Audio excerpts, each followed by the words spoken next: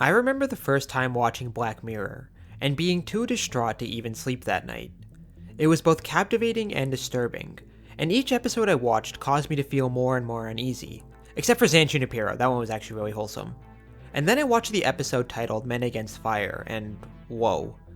Not only did the episode depict an unsettling situation, which was absolutely gut-wrenching to watch unfold, but it also serves as a warning against one of the most dangerous forces working inside the human mind, the Shadow Archetype, which can roughly be described as our predisposition to view certain people as our enemies if they are different from us in some important way, such as belonging to a different nationality or having different ideological beliefs. This ancient instinct can become deadly through the psychological process known as shadow projection, when we unconsciously blame others for the evil we don't want to acknowledge in ourselves. Shadow projection at the individual level can be harmful, but when this phenomenon grips us at the collective level, it can be downright catastrophic and lead to unimaginable suffering. But before I go any further, a quick recap of the episode is in order. The episode begins with Stripe, a peacekeeping soldier deployed to an unspecified European country, in the midst of a conflict involving monstrous creatures known as roaches. Stripe and his team are tasked with tracking down and eliminating the roaches, and this being a Black Mirror episode, you get the feeling right away that something is extremely wrong. Each soldier is equipped with a military-grade implant, which alters their cognition in order to enhance their combat capabilities. Stripe's team comes into contact with local villagers, who have been recently raided by roaches, and now need to burn all of their food out of fear that it has been contaminated. The villagers point the soldiers towards a local priest who is sympathetic towards the roaches, and while searching the priest's house, the soldiers discover that he has been secretly sheltering roaches, and we finally see just how monstrous they really are. One of them holds an unknown device which it points at Stripe, seemingly to no effect. Stripe manages to kill two of them, for which he is heavily praised by his comrades, who in my opinion are a bit too thrilled by this. After the incident, however, Stripe begins to experience perceptual distortions, possibly relating to his implant. He is assured by the doctor that everything is probably fine and is sent back into the field. During a scouting mission outside an apartment complex, the commanding officer is killed by a roach with a sniper rifle, and Stripe and his teammate decide to enter the building to confront the enemy. Inside, Stripe finds several civilians taking shelter, but is dismayed when his partner begins to kill them with no regard. Geez, just look how happy she is. Stripe knocks her out in order to stop the bloodshed, and flees with the mother and son. It is at this point that Stripe begins to learn the horrifying truth, that the mother and son are themselves roaches, but instead of looking like horrifying monsters, they just look like regular people. And the green light from before was a device meant to disrupt Stripe's implant. Stripe is captured, and it is explained to him that the implant in his brain caused his mind to perceive the roaches as being inhuman creatures, when in reality they are just normal people. His interrogator explains that the implant system changes the way the roaches look, to make it easier for the soldiers to kill them, since in their minds they are just killing terrifying monsters. When Stripe asks why the roaches are being hunted, he is told that they are inferior genetically, and must be eradicated to prevent their bad genes from entering the population. That's why the soldiers see the roaches as disgusting creatures, since this will make them willingly participate in the extermination. In the end, Stripe decides to have his memories altered, so that he no longer has to face his terrible acts, and honestly I can't blame him. This episode highlights the primary psychological mechanism through which violent conflicts are justified and sustained, and how entire societies of seemingly ethically virtuous people can commit unspeakable atrocities against their fellow human beings, as has happened many times throughout the course of history. At the root of this is dehumanization, the tendency for us to view our adversaries as less than human, and sometimes even as hideous creatures. Propaganda posters from the First and Second World Wars show this clearly, as the Japanese are depicted as rat-like and demonic, while the Germans were depicted as terrifying ape-like monsters. These posters are an attempt to depict the enemy as being inferior to human beings, or as equivalent to monsters who need to be destroyed. For similar reasons, the Nazis referred to their perceived enemies, namely Jews and Slavic people, as Untermenschen, which means subhumans, or why the Hutu soldiers involved in the Rwandan genocide referred to the Tutsis as cockroaches. In Black Mirror, this principle is taken to the next level, when the implants the soldiers are given literally turn the roaches into monsters, and even calling them roaches serves as a way to cut them off from any notion of humanity. As I watched the scene in the priest's house, I even have to admit that I felt disgusted looking at the roaches, and I felt good when Stripe killed them. Little did I know, this is exactly how the showmakers wanted me to feel. As history shows, you don't need cognition-modifying implants to see other people as monsters, and even the villagers in the episode, who have no implants, still continue to feel hatred towards the roaches. The dehumanization we see in real life, which is a common feature of conflicts, serves two main purposes.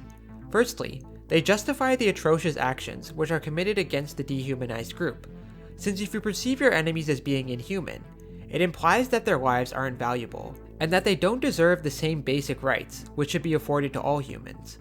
This also makes it easier to kill those who are dehumanized and perceived as demons, since in the minds of the killers, they are simply slaying monsters who pose a threat.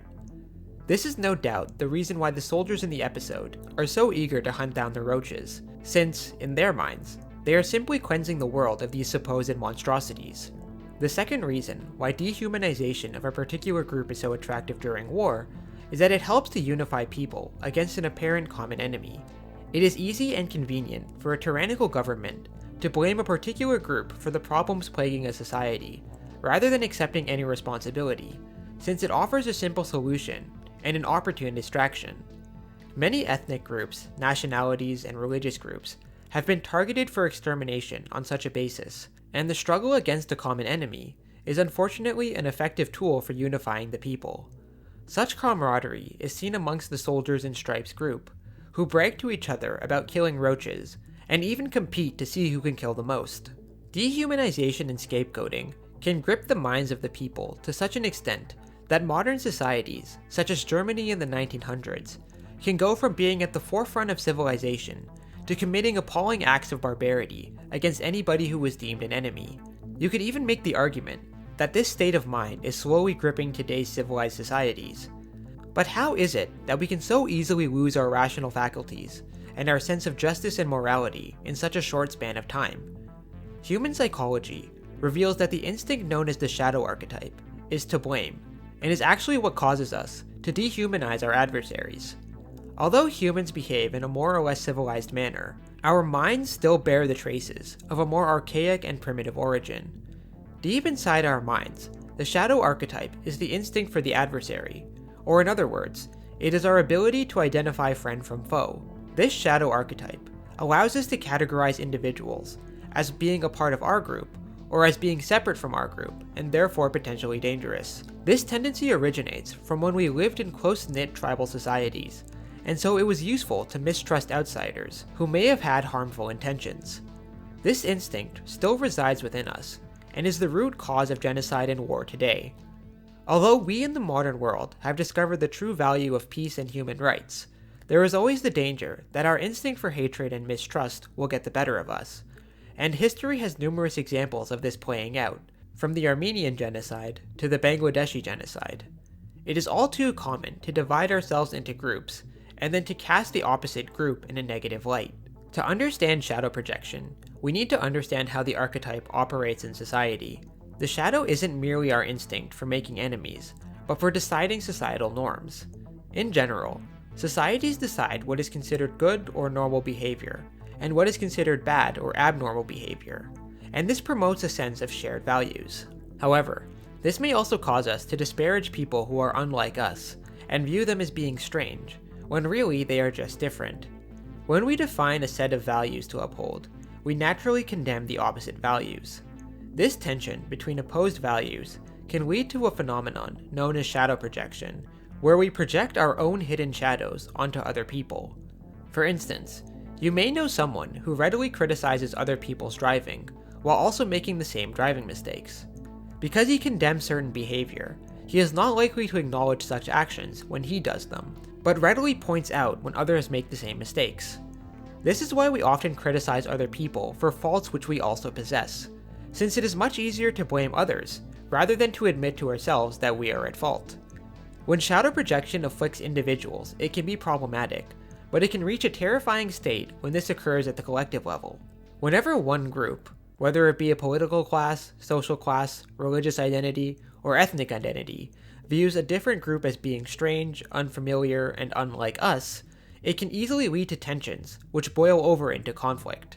As social primates, it is natural for us to prefer those who are similar to us, but this can also cause us to feel animosity to those who are dissimilar to us. Such was the case during the colonialization of America, when Native Americans were regarded as savage and primitive, leading to various campaigns to destroy them. Collective shadow projection makes it possible to justify hostility towards others, even if such hostile acts are completely hypocritical. Hitler accused the Jews of being thieves, who had stolen what rightly belonged to ethnic Aryans, and used this as a justification to commit theft against Jewish property, thus embodying the evil which they claimed to be fighting against. Such irony is a common feature of collective shadow projection, wherein rapists accuse the other side of rape, and murderers accuse the other side of murder. It is easy to justify your own evil actions when you claim to be responding to the evil actions of the other side. As Carl Jung writes, "It is in the nature of political bodies to always see the evil in the opposite group, just as the individual has an ineradicable tendency to get rid of everything he does not know and does not want to know about himself by foisting it off on someone else." The shadow archetype sustains the cycles of violence and hatred which are carried on by successive generations, such as that which still occurs between Hindus and Muslims in Southeast Asia, or between Turks and Kurds in the Middle East. We have a tendency to view the members of our own society as good and normal, and those of other groups as being abnormal, and when this view escalates, we can easily view such people as being inhuman and equivalent to monsters, as the roaches in Black Mirror demonstrate. This effect is worsened when one group regards themselves as superior to the other, and thereby marks them for extermination on the basis of their supposed inferiority. As the psychologist Anthony Stevens writes, "Shadow projection is at the bottom of all racial and international prejudice, and our facility for turning our opponents into devils. It explains the readiness with which we can convince ourselves that our enemies are not men and women like us, but monsters unworthy of all humane consideration." Dehumanization in most cases is a gradual process which can escalate to violent consequences. It often starts with rhetoric, when we use dehumanizing words to regard those who have a different ideology, or hold different beliefs, or who belong to a different race as evil, irrational people who can't be reasoned with. Demagogic politicians can easily stir the pot of the shadow archetype by using such rhetoric against their perceived enemies in order to score easy political points. But remember, this is all the bias of the shadow archetype, which arose when humans were more like animals. It is imperative that we acknowledge our primal roots and understand when they are in effect. We need to know and be conscious of when we are unjustly dehumanizing people on the basis that they are different from us, and work towards understanding one another, rather than making enemies. In other words, we need to make the shadow conscious, or as Black Mirror aptly demonstrates, the consequences may be severe. And even though we may fall victim to the shadow, there are those whose kindness can override their darker instincts, and such individuals should serve as an example to us all. Just as the priest attempts to protect and shelter the roaches, history is filled with many examples of individuals who risked their own lives in order to help the persecuted, and who chose to see the value in all human life, such as Oskar Schindler, who saved the lives of over 1,000 Jewish people by employing them in his factories in order to hide them from the Nazis. And Stripe himself, though a willing participant at first, quickly realizes his error, and the fact that he has his memories altered, despite being really fucked up, also shows that deep down, he is a good guy and doesn't want to hurt people. And I am sure most of you are the same. The episode seems to say that if we can learn to view others as human beings rather than as monsters, it will make us more willing to love and respect one another, and to afford to others the fundamental rights we all deserve as human beings. If people can be educated to see the shadow side of their nature clearly, it may be hoped that they will also learn to understand and love their fellow men better. A little less hypocrisy and a little more self-knowledge can only have good results in respect for our neighbor, for we are all too prone to transfer to our fellows the injustice and violence we inflict upon our own natures.